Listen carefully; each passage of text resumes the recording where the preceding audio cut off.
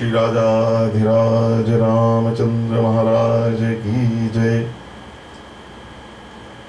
आज 27 जुलाई सोमवार श्रावण शुक्ल सप्तमी को गोस्वामी तुलसीदास जी की जयंती सारे भारतवर्ष में और श्रद्धा भाव और धूमधाम से मनाई जा रही है। उसी उपलक्ष्य में मैं थोड़ा उनका जो चरित्र है गोस्वामी तुलसीदास जी का सबसे प्रामाणिक वेणी माधव जी जो गोसाई जी के डायरेक्ट शिष्य थे उनके द्वारा लिखा गया है, जो वो पोथी मूल गोसाई चरित्र उसको कहते हैं, उसमें से जो उसका आधार बनाकर मैं गोस्वामी तुलसीदास जी की जीवनी आपसे आपके समक्ष रख रहा हूँ। गोस्वामी तुलसीदास जी श्री रामचरितमानस के प्रणेता हैं, महाकवि हैं, उनकी अमर रचना है और हम भक्तों का ये दृढ़ मत है कि वो भगवान वाल्मीकि के ही अवतार थे। त्रेता युग में वाल्मीकि जी ने श्री रामायण का सृजन किया, जिस समय भगवान श्री राम इस धरा पर विराजमान थे, हैं तो आज भी विराजमान हैं। और जब उनके शिष्य लव और कुश जो भगवान श्री राम चंद्र और जगतजननी सीता के दो पुत्र थे, जब वो वहां पर कथा उन्होंने राज्यसभा में भगवान श्री राजाधिराज के सामने जब सुनाई, हम कथा सुनाते हैं, हम कथा सुनाते हैं, भारत की एक सन्नारी की हम कथा सुनाते हैं। वो कथा जो लव कुश ने सुनाई, श्री रामायण की जो वाल्मीकि रामायण जी की कथा है, वो सीता चरितम महत है। उसमें सीता जी का जैसे चरित्र का जीवंत जो चरित्र उन्होंने किया, और जब वो सीता जी के वनवास का वर्णन करने लगे तो वहां सारे अयोध्यावासी जो थे वो रो रो कर बिलखने लगे, तड़फने लगे कि हमारी जगजननी माँ के साथ ये अग्नि परीक्षा उनकी जो हुई, पहले अग्नि परीक्षा जो हुई, ये सुनकर वो विचलित हो गए। तो उस समय वाल्मीकि जी भी वहां उपस्थित थे, तो उन्होंने कहा आप चिंता मत करें, मैं दोबारा जन्म लूंगा। और ये प्रसंग जो है उनका सीता वनवास का, उसमें मैं नहीं लूंगा। तो इस प्रकार से वाल्मीकि जी जो त्रेता युग में जिन्होंने रामायण की महाकवि हुए, वही इस कलयुग में आज से कोई 450 साल लगभग पहले विक्रमी संवत 1554 में गोस्वामी तुलसीदास जी के रूप में प्रकट हुए। और भविष्य पुराण में भी यह वर्णन है, वाल्मीकि तुलसीदासा कलो देवी भविष्यति रामचंद्र कथाम मेताम भाषाबद्धम करिष्यति। तो ये पुराण से भी उसका प्रमाण हमें मिल जाता है, ऐसा उन्होंने कहा। तो आइए श्री गोस्वामी तुलसीदास जी का जो पावन चरित्र है, कैसे उनका एक देखने में एक वो जीवन महापुरुष थे, लेकिन वो जैसे हम लोग जिन परेशानियों में, संसार के जिन कष्टों में हम गुजरते हैं, उसमें कैसे गुजर कर सारे संसारिक विषयों का आकर्षण तोड़कर वो कैसे भगवान श्री राम में मिल गए, भगवान श्री राम के दरबार में कैसे पहुंच गए, वो उनकी बड़ी प्रेरणादायक जीवनी है। आज हम उस जीवनी का ही विवेचन करेंगे। और उनकी जीवनी का सबसे प्रामाणिक ग्रंथ जो है, वो जैसे मैंने आपसे निवेदन किया, वो वेणी माधव जी जो गोसाई जी के प्रमुख शिष्य थे, उनके द्वारा ही किया गया है। वो मूल गोसाई चरित्र से ही मैं आपको थोड़ा उनका आपका परिचय करा देता हूँ। तो मूल गोसाई चरित्र जो है वो कविता में लिखा हुआ है। मैं उसका पहला सोरठा आपको पढ़ के सुना देता हूँ मेरे को, और वो थोड़ा लंबा है, लगभग 50 पृष्ठों में है, ये मेरे पास पड़ा है, लेकिन मैं उसमें से थोड़ा सा सुनाकर आपको फिर इसका हिंदी में भाषा में आपको इसका आपको अर्थ बताता हूँ। संतन कहो बुझाय मूल चरित पुनि भाखिए अति संक्षेप सुहाय कहो सुनिए नित पाठ हित चरित गोसाई उदार। अब वो अपना गुरु का चरित्र बता रहे हैं कि उनका चरित्र उदार है। वरनि सके न सफनी ओमति मंद गवार किमि वरनौ तुलसी सुजस। तो वेणी माधव जी कह रहे हैं कि उनका चरित्र बनने में, वर्णन करने में मैं अपने को मैं मति मंद हूं, कैसे मैं उनका चरित्र वर्णन करूं, ऐसा उन्होंने कहा। तो ये इनकी जो वेणी माधव दास जी थी, इनकी पहली भेंट श्री गोसाई जी से संवत 1609 और 1616 के बीच हुई थी। ये उन्होंने प्रामाणिक उसमें बताया भी हुआ है। तो इतने आप ये समझिए कोई 10 साल वो उनके साथ रहे। तो जो ये लोग कहते हैं कि उनकी जीवनी प्रामाणिक नहीं है, वो भूल कर देते हैं। बाकी जब अच्छे से ऐसा लेखक भी अपनी स्मृति और धारणा पर थोड़ा विश्वास करके, कभी कुछ शब्दों छूट जाते हैं, भूल हो जाती हैं, पर उन्होंने तिथियों को देने में बड़ी सावधानी बरती है। इसलिए उनका जो वर्णन है उसको अविश्वास नहीं करना चाहिए, वो सत्य पर आधारित है। और ये वेणी माधव दास जी ने जो जीवनी लिखी है, आइए हम शुरू करते हैं। उस जीवनी में सबसे पहले उन्होंने जो है ये बताया कि जगत में आदि कवि हुए वाल्मीकि, और उनका आदि काव्य हुआ श्रीमद् रामायण। वो संस्कृत भाषा में था, तो उस भगवत कृपा से वही, जैसे भी मैंने प्रसंग भी लिया, तुलसीदास जी का प्रकट हुआ। उस समय का थोड़ा आपको दृश्य बता देते हैं। उस समय का जो स्थिति थी भारत की, इतनी अच्छी नहीं थी, बड़ी विषम थी स्थिति। विधर्मियों का बोलबाला था और हमारे वेद पुराण शास्त्र सब ग्रंथ जल रहे थे। एक भी हिंदू अवशेष ना रहे, इसके लिए गुप्त और प्रकट रूप से चेष्टा हो रही थी। उसी समय श्री रामानंद संप्रदाय में इस महाकवि का प्रादुर्भाव हुआ। उनका जन्म अभुक्तमूल नक्षत्र में हुआ, ऐसा वर्णन आया है। तो उनका वो जो वहां पे ये यमुना तट पर चित्रकूट के पास ही राजापुर नामक ग्राम है, वहां पर पराशर गोत्र में इनका जन्म हुआ। 1554 विषय, ये विक्रम संवत को कालिंदी का तो यमुना के तीर, श्रावण शुगल सप्तमयाए तुलसी धरे शरीर। आज जैसे आज श्रावण शुक्ल सप्तमी है, इस दिन इन्होंने शरीर धारण किया। तो ये ऐसे थे। जब प्रकट हुए तो हष्टपुष्ट बालक थे तुलसीदास जी, 5 वर्ष के बालक थे और जन्मते रोहिणी है। और सबसे पहले इनका जब जन्मता जो बच्चा बोलता नहीं है, इनके मुख से शब्द क्या निकला? राम।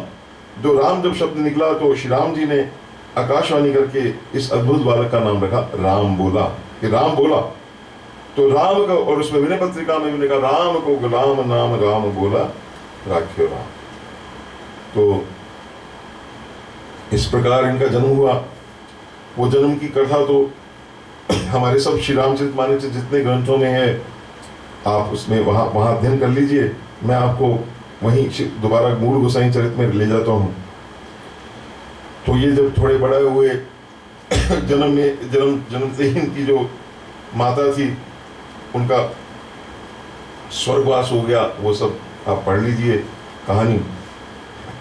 और इनको आत्मा रूम दुबे ने बालक को दूर फेंकवा दिया।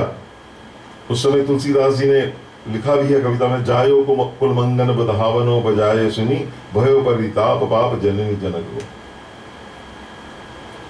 और इस प्रकार एक इन्होंने वहां पे जो इनकी वहां दाई थी माँ हुलसी, वो उन्होंने इनका पूरा पालन पोषण किया। राम ही प्रिय, तुलसीदास ने बोला भी है मानस में, राम ही बालकांड के शुरू में, राम ही प्रिय पावन तुलसी सी तुलसीदास हित ही तुलसी सी। तो ये भी जो इनकी जो दासी थी, ये भी बहुत देर तक नहीं रह पाई।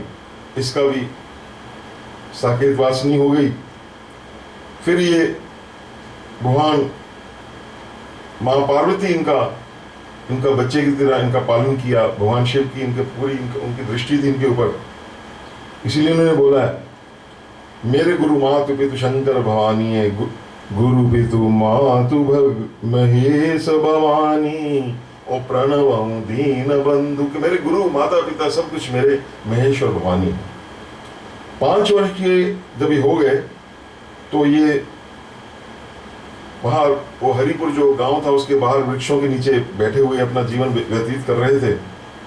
तो वहां से स्वामी रामानंद के महान शिष्य नरहरि दास जी वहां से गुजरे। उन्होंने देखा है बालक का तेज तप तेज देखा हो, तो उन्होंने देखा कि ये बालक तो जो है इसको तो मैं, ये तो भगवान की कोई विभूति है, इसको वो साथ ले गए और इनको उन्होंने राम मंत्र की दीक्षा दी।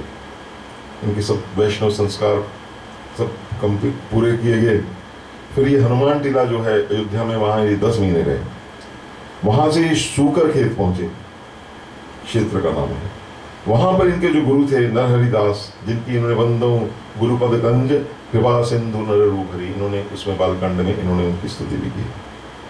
तो वहां पर तुलसीदास जी ने इनको राम कथा सुनाई और इन्होंने श्री रामचरितमानस में कहा भी है, मैं पुनि निज गुरु सन सुनी कथा जो सूकर खेत। और कुछ दिनों के बाद ये काशी में आ गए। काशी में अपने गुरु से अब ये राम दीक्षा प्राप्त कर चुके थे। वहां शेष सनातन जी महान विद्वान थे, उन्होंने तुलसीदास जी को नरहरि जी से मांग लिया और 15 वर्ष तक इनको पूरे वेद वेदांगों का संपूर्ण अध्ययन करवाया। उस समय कम से कम 12 वर्ष का अध्ययन कराया जाता था, पूरे सिद्ध कराया जाता था। 12 वर्ष में कहते सिद्धि होती हैं। तुलसीदास जी ने सारे ग्रंथ जो थे वेद वेदांग उपनिषद जितने भी ग्रंथ हैं सबका इन्होंने 15 वर्ष तक अध्ययन किया। लेकिन उससे क्या हुआ कि एक वो अध्ययन करने से क्या है, बुद्धि जो होती है ना, वो जो नरहरि जी ने पौधा जो बोया था वो थोड़ा सा कुमलाने लगा, संसार की तरफ इनका मन चला गया, भजन शिथिल हो गया। तो इनको अपनी जन्मभूमि याद आ गई और ये अपने विद्या गुरु, वो तो इनके दीक्षा गुरु हैं, विद्या गुरु से अनुगति पाकर ये अपने गांव जो राजापुर आए। तो राजापुर जब अपने घर पहुंचे तो वहां तो वो सारा खंडर मत रह गया था। वो था ही पहले छोटा सा घर, क्योंकि वहां पर उनको शापित थे इनके जो पिता आत्माराम दुबे थे। वहां तुलसीदास जी ने अपने पिताजी का, कोई उनके वंश का नहीं बचा था, विधि पूर्वक उनका पिंडदान किया, श्राद्ध किया। और उसके बाद तुलसीदास जी को गांव वाले जो लोग थे उन्होंने कहा ये तो काशी से पढ़ के बड़े विद्वान हैं, उनको एक वहां पे मकान बना दिया। उस मकान में बैठकर तुलसीदास जी श्री राम कथा करने लगे। वरनो रघुवर विमल यश जो दायक फल जान। तो अभी कुल आप ध्यान कीजिए, तुलसीदास जी अभी मात्र 20-21 साल के होंगे, नवयुवक। तो कार्तिक की द्वितीया, ये अब बेनी माधव जी ने एक एक तिथि बड़ी प्रमाणिक लिखी हुई है। इससे ये लगता है कि उन्होंने बड़ी मेहनत करी है ये गोसाई चरित्र लिखने के लिए। तो तुलसीदास जी ने वहां पर जब वो देखा, उनका तप तेज देखा, तो वो नहाने वहां अपने परिवार के साथ यमुना स्नान आया था। तो उसने पूछा, इनकी जाति पाति पूछ ली, और वैशाख के महीने में वो ब्राह्मण दोबारा आया। उसने तुलसीदास जी से आग्रह किया कि आप मेरी कन्या से शादी कर लीजिए। तुलसीदास जी स्पष्ट किया कि भैया हम तो भजन करेंगे, हम ये शादी वगैरह नहीं करेंगे। तो लेकिन वो धरना देकर बैठ गया जो लड़की के पिताजी थे। तो और ये ब्राह्मण सीधे साधे। तो ज्येष्ठ शुक्ला, देखिए डेट दे रखी किस दिन की शादी, गुरुवार को आधी रात को, इनकी संवत 1583 में। आप इसमें 57 साल अगर कम कर लेंगे तो हमारा सन निकल आएगा, है ना।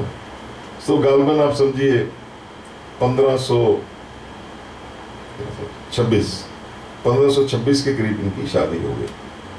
ज्येष्ठ शुक्ला, ये जून का महीना समझिए, उसमें शादी हुई। अब ये अपनी बहू को लेकर अपने ग्राम राजापुर आ गए। अब जो बहू थी वो छोटी थी, अभी बहुत छोटी बच्ची थी। उसने कहा मैंने अपने पीहर जाना है, अपने माता पिता के पास जाना, तो अनुमति नहीं दी। तो एक दिन वर्षा बीतने के बाद एक दिन वह भादों के भाई के साथ उसका भाई आया और अपने मायके चली गई। अब तुलसीदास जी जब घर आए तो देखा थी नहीं। अब उनका पत्नी से बहुत ज्यादा प्रेम था। ये बड़ी ये जो कथा है ये सब लोगों ने सुनी है, लेकिन इस कथा के पीछे जो रहस्य है, जो सिद्धांत है, वो आपको पता करना चाहिए। तो भाद्र का महीना था, नदी चढ़ी हुई थी, यमुना जी बड़ा पाट है, हम तो देख कर आए हैं कितना पाट, कितनी बड़ी वहां पे चिड़ियां दिखती हैं बड़ी दूर से वहां। तो ये रात को किसी प्रकार नदी पार करी, ससुराल में पहुंचे, तो इन्होंने रात को ही किवाड़ खिड़क वहां का दरवाजा खड़काया। स्त्री ने पहचान लिया और कहा तुम प्रेम इतने अंधे हुए, एक रात भी, इतनी अंधेरी रात थी उस दिन, अमावस्या की रात है, और तुम तुम्हारे इतना, वो तो बड़ी उसकी कथा है कि कैसे वो पार की उन्होंने। खैर उनकी पत्नी ने, उनकी पहली गुरु जो थी, आध्यात्मिक गुरु कहते पत्नी थी, उसने कहा कि इस हाड़ मास के शरीर से जितना तुम्हें मोह, अगर इससे आधा भी भगवान से होता तो इस भयंकर संसार से तुम्हारी मुक्ति हो जाती। हाड़ मास को देह मम तापर जितनी प्रीति, तिसु आधी जो राम प्रति, अवसि मिटई भव भीति, सियावर राम जय जय राम, बोलो रे राजा राम। अब उनको एकदम, जब अंदर से एकदम अंदर से धक्का लगा तो एकदम उनके ज्ञान नेत्र खुल गए, क्योंकि वो पूरा पीछे की उनकी कमाई तो थी, साक्षात वाल्मीकि रूप हैं, ये लीला भगवान की चलती है। तो उन्होंने एकदम अपने गुरु के वचन आ गए। उनके गुरु ने बोला था, नरहरि कंचन कामनी, रहिए इनते दूर, जो चाहिए कल्याण निज राम धरस भरपूर। अगर राम जी का भरपूर पूरा दर्शन चाहिए तो इनसे बचिए। कंचन और कामनी, कामनी कंचन, परमहंस रामकृष्ण भी ये कहते थे, कामनी कंचन। कामनी से जो ये जो एक लस्ट, इससे, और कंचन इससे, ये आप सब जानते हैं क्या है, धन। तो जब उनकी पत्नी के भाई को मालूम हुआ तो वो पीछे दौड़ा कि ये क्या हो गया, जीजा जी तो भाग गए, चले गए, पर जीजा जी नहीं मुड़े। अब तो जीजा जी तो भगवान में उनका जी उधर लग गया था। तो तुलसीदास जी वहां से प्रयागराज आए, वहां उन्होंने ग्रस्त वेश छोड़कर ये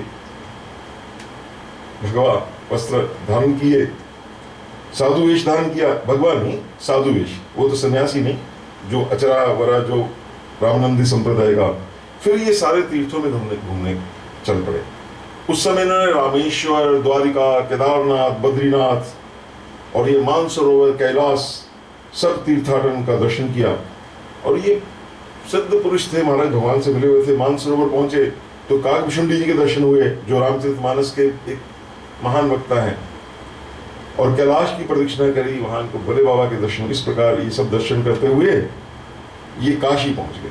तो इसमें बड़ा समय लग गया। और काशी में ये प्रहलाद घाट पर आ गए, जहां पर श्री वाल्मीकि रामायण की कथा सुनने जाया करते थे। वहां एक विचित्र, उस समय, क्योंकि अभी वाल्मीकि रामायण ही उस समय प्रसिद्ध थी, आज से 500 साल पहले तक समझिए, अभी श्री रामचरितमानस का प्रादुर्भाव नहीं हुआ था। तो वहां विचित्र घटना होगी। तुलसीदास जी प्रतिदिन बाहर जाते, जंगल पानी जाते। उस समय ये व्यवस्था तो नहीं थी जो आजकल अटैच बाथरूम वगैरह, ये ऐसी व्यवस्था नहीं थी। तो वहां पर जाते तो जो जल जो बच जाता, अवशेष जल होता, वहां पीपल का वृक्ष के नीचे गिरा देते। तो उस पीपल के वृक्ष के ऊपर, ये पीपल का वृक्ष आप छोटा देख रहे हैं, उस पीपल के वृक्ष के ऊपर एक प्रेत रहता था। प्रेत वहां पे रहते हैं, उनको पता, वहां से उनको वहां स्थान मिलता। तो उस जल की से प्रेत की प्यास मिट जाती। जब प्रेत को मालूम हुआ ये महात्मा है, तो एक दिन प्रत्यक्ष रूप ने कहा, तुम्हारी जो इच्छा हो मैं पूर्ण करूंगा। तुलसीदास जी ने कहा, मैं भगवान राम का दर्शन करना चाहता हूं। प्रेत ने कहा, अब प्रेत है, उनकी वायवीय स्थिति होती है, उनका शरीर ऐसा है, वो हालांकि भोग योनि में है, ट्रांजिट पीरियड में है, लेकिन वो देख, उनकी सूक्ष्म दृष्टि, वो सूक्ष्म देवताओं को सबका देख सकते हैं। ऐसे उनको भगवान ने, उनको भी इधर से कमी है तो उधर से उनको एक उनकी शक्ति दे रखी है। तो उन्होंने कहा, देखो अगर आप भगवान राम का दर्शन करना चाहते हैं तो उसका तरीका एक है कि कथा सुनने की, जहां कथा सुनते हैं वहां कोड़ी के वेश में श्री हनुमान जी आते हैं। बोले श्री पवन सुत हनुमान की जय। तो उन्होंने कहा, मैं हनुमान जी को पहचानूंगा कैसे? तो उनकी पहचान सुन लो। सबसे पहले आते हैं और सबसे बाद में जाते हैं। सबसे पहले आते, सबसे बाद, और पीछे बैठते हैं सबसे, जहां वो लोगों की चप्पलें पड़ी होती वहां बैठे रहते हैं। अब मेरी बात सुनो, उनके चरण पकड़ लेना। वो क्योंकि वो दूसरे वेश में आते, तुम पहचान नहीं पाओगे, तो तब तक चरण मत छोड़ लेना जब तक वो तुम्हें दर्शन करने का आश्वासन न देते। ये सुनकर हनुमान जी ने कहा, ये सुनकर तुलसीदास जी ने ऐसा ही किया। हनुमान जी के उन्होंने जाकर पैर पकड़ लिया। पहले तो हनुमान जी अपना छिपाते रहे कोड़ी वेश में, फिर वो प्रकट हो गए। तो उन्होंने कहा देखो तुलसीदास, तुम चित्रकूट चले जाओ, वहां तुम्हें श्री राम के दर्शन होंगे। अब तुलसीदास जी चित्रकूट चल पड़े। अयोध्या से चित्रकूट आप जानते हैं कोई 285 किलोमीटर के करीब है, वहां से थोड़ा दूर है। ये सब प्रयाग, तुलसीदास जी का जितना परिभ्रमण है, जो उनका जीवन है सारा, बनारस, अयोध्या, चित्रकूट, चित्रकूट, बनारस, अयोध्या, बस अयोध्या बनारस, इनमें यही 3 जगह जो हैं, प्रयागराज, ये 4 जो जगह, इलाहाबाद, ये 4 जगहों पर ही तुलसीदास जी का इनका ज्यादा परिभ्रमण रहा सारा जीवन भी। तो चित्रकूट पहुंचकर मंदाकिनी के तट पर रामघाट पे ठहर गए। रामघाट आप गए होंगे, देखा होगा आपने। रोज मंदाकिनी में स्नान करते, मंदिर में भगवान के दर्शन करते, रामायण का पाठ करते, वाल्मीकि रामायण का, और निरंतर भगवान के नाम का जप करते। एक दिन प्रदक्षिण करने गए तो इन्हें अनूप रूप भगवान श्री राम के दर्शन हुए। उन्होंने देखा कि 2 बड़े सुंदर राजकुमार 2 घोड़ों पर हाथ में धनुष बाण लेकर शिकार खेलने जा रहे हैं। तुलसीदास जी मुग्ध हो गए, परंतु जान नहीं सके, क्योंकि भगवान की भगवान तो तब जनाते तही जानऊ जय जय दे ही जनाई, जान तो तुम ही हो। इसलिए नहीं जनाते कि वो तो फिर तो कोई बन जाएगा, राममय हो जाएगा। तो आपके जीवन में अगर भगवान राम के भी दर्शन नहीं हुए तो आपकी वो भगवान की मर्जी है, क्योंकि उसके बाद फिर आपकी छुट्टी नहीं करते। जिनको सबक याद हुआ उसकी छुट्टी ना हो सकी तो फिर तो आप राम में ही हो जाओगे। खैर, तो इधर हनुमान जी ने पीछे से प्रकट होकर सारा भेद बताया। ये पश्चाताप करने लगे। हनुमान जी, अरे तुमने मिस कर दिया, वो तो भगवान श्री राम लक्ष्मण जी राजकुमार के वेश में घोड़ों पर थे। तो हनुमान जी, कोई बात नहीं, मैं दोबारा उनको प्रार्थना करता हूँ, प्रातःकाल फिर दर्शन होंगे। तब कहीं जाकर तुलसीदास जी तो रोने लगे, उनको संतोष हुआ। तो उस दिन बुधवार था। अब देखिए सारी डेट से लिखी, बुधवार था, मौनी मस्या थी, सोमवार का दिन था, संवत 1607, प्रातःकाल। गोस्वामी तुलसीदास जी ने पूजा के लिए चंदन घिस रहे थे। तो वो भगवान राम लक्ष्मण आए और उन्होंने कहा भैया हमें तिलक लगा दो। राम घाट पे बैठे हैं तुलसीदास जी। हनुमान जी ने सोचा अगर अपना तुलसीदास जी बचाने तो तब निकल जाएगा। तो तोते के वेश में वो वहां पर आ गए और उन्होंने चेतावनी का दुआ पड़ा।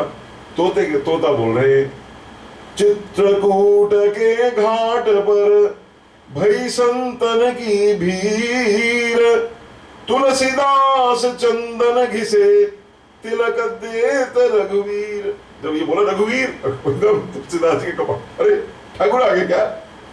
ये सुनकर तुलसीदास जी अतृप्त नेत्रों से भगवान श्री राम की मनमोहनी छवि सदा का पालन करने लगे। देख किसी घुल गए, आंखों में आंसू चल पड़े। अब चंदन कौन घिसे?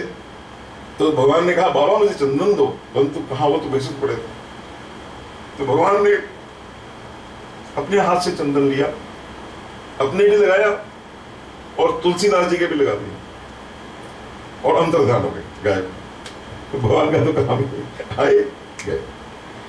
अब तुलसीदास जी तो ऐसे हो गए जैसे मछली, बिन पानी मछली। सारा दिन बीत गया, रो रहे हैं, वो कर रहे हैं। तो हनुमान जी ने जगाया और कहा अरे अब तुम्हें राम जी के दर्शन हो गए हैं, उनकी दशा सुधार दी थोड़ा। अब तुलसीदास जी की महाराज भगवान के, अब तो उनके स्टैम्प हो गए थे, अब उनकी प्रतिष्ठा बढ़नी शुरू हो गई।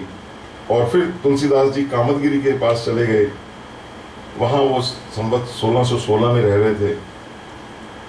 तो उसी समय गोकुलनाथ जी की प्रेरणा से सूरदास जी आए, तुलसीदास जी को अपना सूर सागर दिखाया। और उस समय वो जो सूर सागर है उसमें भगवान श्री कृष्ण की बड़ी महिमा कही गई है।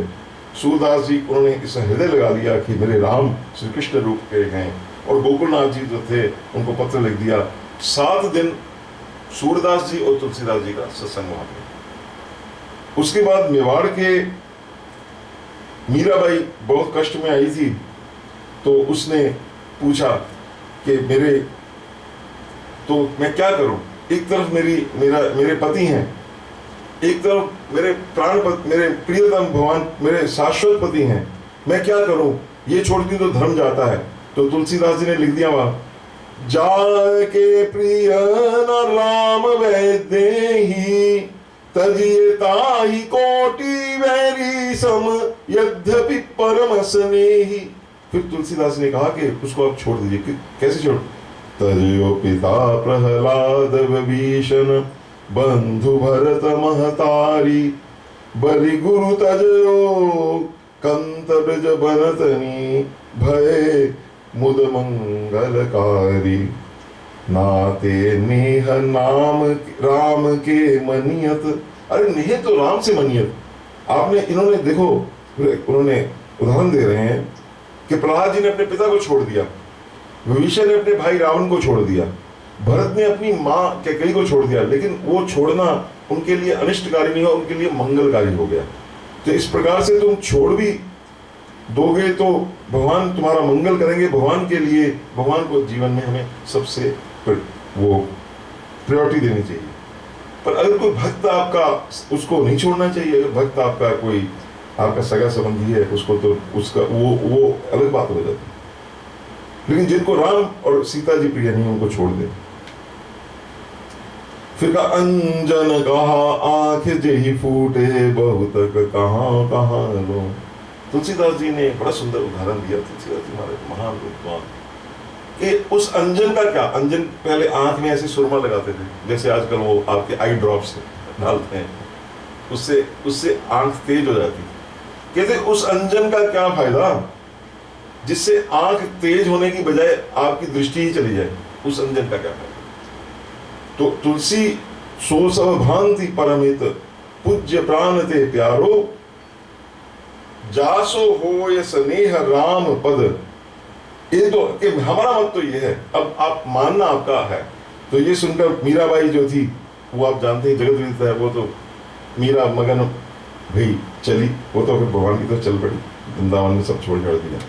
खैर, तो गोस्वामी जी का कहने का तात्पर्य ये कि उस समय के जो महान संत सूरदास जी, मीराबाई और भी संत हैं, सबसे तुलसीदास जी का परस्पर विचार विनिमय सत्संग होता रहा। अब तुलसीदास जी काशी पहुंचे, वहां एक ब्राह्मण के घर रहे।